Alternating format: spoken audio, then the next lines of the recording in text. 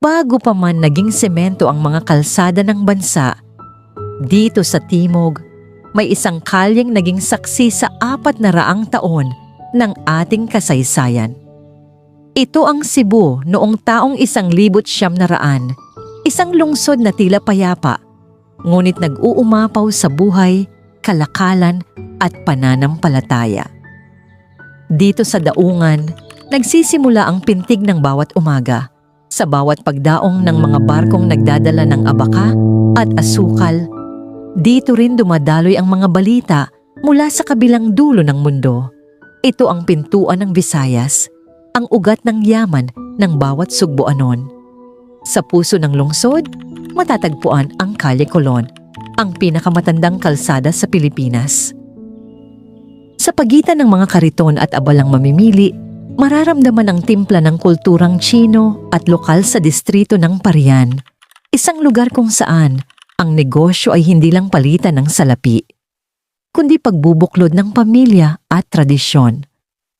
Sa paligid, maringal na nakatayo ang mga pader ng Fort San Pedro, ang matatag na bantay ng lungsod. Sa likod ng mga batong koral nito, nakatago ang mga lihim ng pakikibaka, mga kwento ng depensang hindi natin dapat malimutan.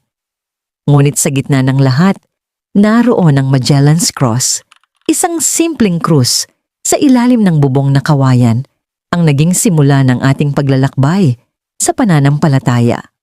Katabi nito ang Basilica del Santo Niño, ang kanlungan kung saan ang bawat dalangin ay naging liwanag sa gitna ng dilim. Ganito ang Cebu noong 1900, isang lungsod na simple, ngunit hitik sa mga kwentong humubog sa ating pagka-Pilipino.